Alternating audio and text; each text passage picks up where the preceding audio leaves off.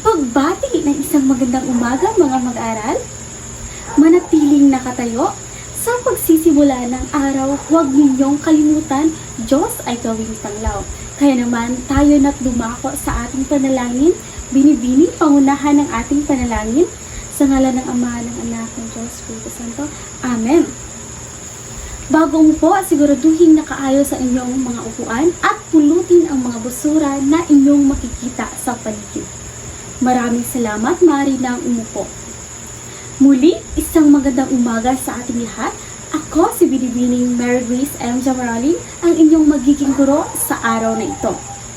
Bago tayo dumako sa ating formal na talakayan, ay mayroon akong alituntunin na dapat ninyong isa-isip at sundin. Una, iwasan ang pakikipag-usap sa katabi. Pangalawa, iwasan ang paggamit ng cellphone. At pangatlo, makinig ng mabuti sa guro. Tayo ba'y nagkakaunawaan? Mahusay. Ngayon, nais kong malaman, may liban ba sa araw na ito? Wala? Mahusay. Bago tayo dumako sa ating formal na talakayan, ay mayroon akong inihandang mga layunin na nais kong matamo ninyo pagkatapos ng ating talakayan. Una, natutukoy ang kahulugan at kahalagahan ng pelikula. Pangalawa, na ilalarawan ang iba't ibang uri ng pelikula. At pangatlo, nakagagawa ng dialogo at nagagamit sa pag-arte. Bilang panimulang gawain bago ang ating talakayan, ang klase ay hahatiin sa dalawang pangkat. Ito ang pangkat 1 at ito naman ang pangkat 2. Ako ay may inihandang mga halimbawa ng pelikula na pagbubunutan ng bawat pangkat. Bawat pangkat ay pipili o bubunot ng pelikulang kanilang pagbabatayan sa pagbuo ng dialogong paghahandaan nila at itatanghal sa harap ng klase. Habang ang isang pangkat ay nagtatanghal, ang kabilang pangkat ay magmabasid at susubukang hulaan ang pamagat o ang paksang ipinapakita sa dialogong. Pagkatapos ng pagtatanghal ng unang pangkat, ang kabilang pangkat naman ang magmamasid at ang naunang pangkat ang pupula. Bago tayo dumako ay narito ang pamantayan para sa gagawin ninyong pagtatanghal.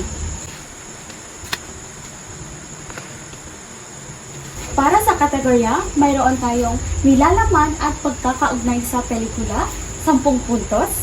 Dialogo at pagbuo ng eksena, 10 puntos. Pagganap at kooperasyon ng grupo, 10 puntos. Sa kabuuan na 30 puntos. Ngayon, bago ko ibibigay ang halimbawa ng pelikula na inyong pagbubunutan, ay mayroon akong inahandang insentibo na tatawagin nating Arte Mo, Ticket Ko, na kung saan ang Ticket 1 ang magsisilbing unang pangkat, habang ang Ticket 2 naman ang magsisilbing pangalawang pangkat.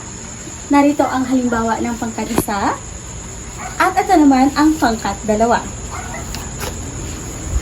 Mahusay aking mga mag-aaral, talagang napakagaling ninyo. Kaya naman ay bibigyan ko kayo ng tig-5 puntos.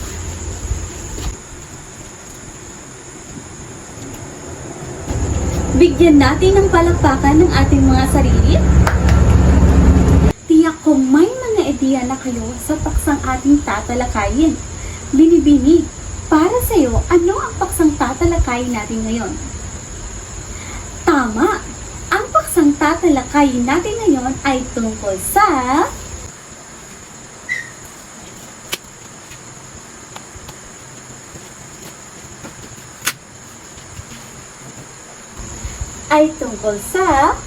pelikula at iba't ibang uri ng pelikula. Simulan natin ang ating talakayan sa pamamagitan ng pagbibigay kahulugan sa pelikula.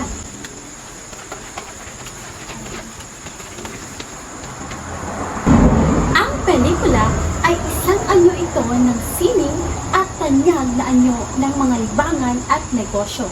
Nililikha ang pelikula sa pamamagitan ng pag-record ng totoong tao at bagay, kabilang na dito ang inarte na pantasya at mga peke, sa kamera at sa pamamagitan ng cartoon. Sa parehong grupo ay magkakaroon muli tayo ng aktibidad. May inihanda akong 7 katanungan na inyong sasagutan bilang isang grupo.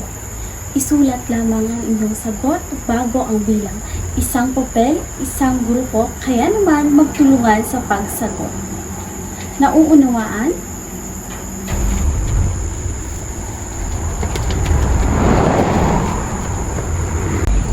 Hahanapin ninyo sa hanay-i ang tamang kahulugan o katangian ng bawat uri ng pelikula na nasa hanay-i. Isulat lamang ang inyong sagot bago ang bilang. Naunawaan? Maaari nang magsimula. Ang pelikula ay may iba't ibang uri. Ito ay ang mga aksyon, drama, katatakutan, komedya, musikal, pakikipagsapalaran at mayroon din tayong romantikong komedya. Ngayon, class, sino ang maaaring sumagot sa bilang isa? Bini-bini, ano sa tingin mo ang tamang kahulugan ng salitang aksyon? Tama! Ang aksyon ay ang isa o higit pang mga bida na sumasalamin sa isang serye ng mga hamon na nangangailangan ng pisikal na katangian na matagalang labanan at nakakatarantang mga habulan. Ngayon naman para sa bilang 2, Ginoo, ano sa tingin mo ang tamang kahulugan ng salitang drama? Tama! Ang drama, ito ay dito tinatalakay ang mga masaselang bahagi ng mga problemang pamilya, pag-ibig at pagkakaunawaan ng mga mag-aasawa. Naunawaan? Ngayon naman para sa bilang 7, Ginoo, ang iyong sagot ay C. Tama! Ang salitang romantikong komedya, class, ito po ay ang mga pelikula na may mga magagaan na puso, nakakakilig na script, at nakasentro ito sa romantikong ideya. Ngayon, ano-ano nga ulit ang iba't ibang uri ng pelikula? Basahin nga natin na sabay-sabay. Mayroon tayong aksyon, drama, katatakutan, komedya, musikal, pakikipagsapalaran, at romantikong komedya. Ngayon ay susubukin natin ang inyong kaalaman tungkol sa ating tinalakay na iba't ibang uri ng pelikula. May inihanda ako ditong 2 katanungan at upang mas maging masaya at patas ang pagsagot ay gagamit po tayo ng roleta. Kung kanino po ito tumigil o huminto ay siya po ang sasagot sa ating katanungan. Naunawaan po ba? Tayo ba'y handa na? Okay. Para sa unang katanungan, sino kaya ang mapalad na sasagot? Roleta, igulog mo na. Okay. Si Ginoong Zack. Ginoo? Mahusay, bigyan natin ng masigabong palakpakan. Ngayon naman, para sa ating pangalawang katanungan. Tada!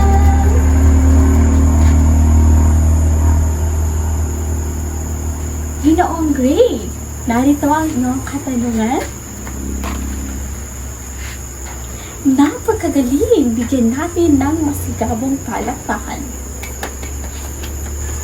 Magkakaroon muli tayo ng pangkatang gawain.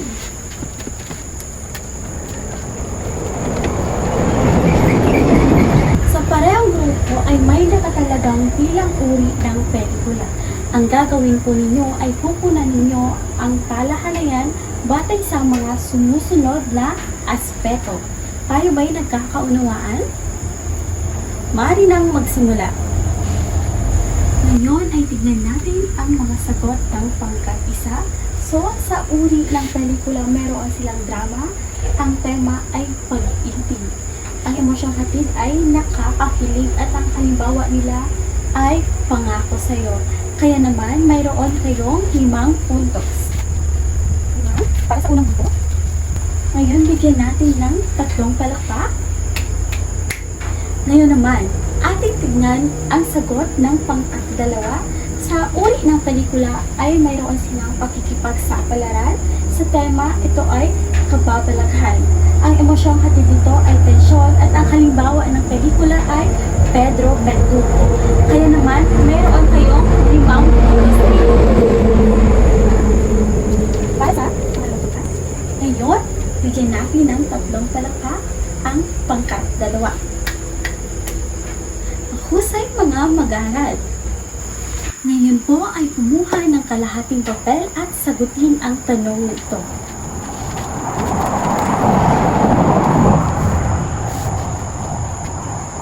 Talakayin ang kahalagahan ng pelikula sa pang-araw-araw na buhay. Bibigyan ko lamang kayo ng 3 minuto upang sagutin ang katanungan na ito at muli nating papaikutin ang ruleta upang ating malaman kung sino ang magbabahagi ng kanilang sagot. Maaari nang magsimula.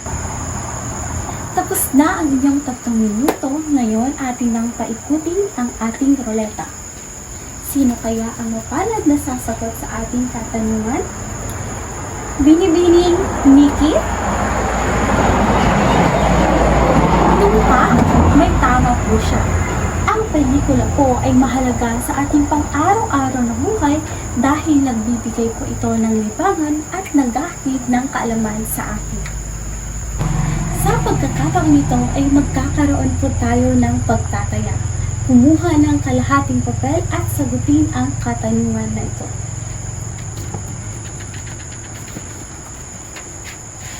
Panuto, piliin lamang ang tamang sagot mula sa kahon at isulat ang sagot bago ang bilang. Maaari na po tayong magsimula. Bago ko iwan ng klase ay mag-iiwan ako ng kasunduan na inyong isusumite sa ating susunod na pagkikita. Ang gagawin po ninyo ay papanoorin ninyo ang pelikulang Ama, Ina, Anak sa YouTube at ang gagawin ninyo ay sasagutin ninyo ang mga gabay na tanong. Paalam na mga mag-aaral!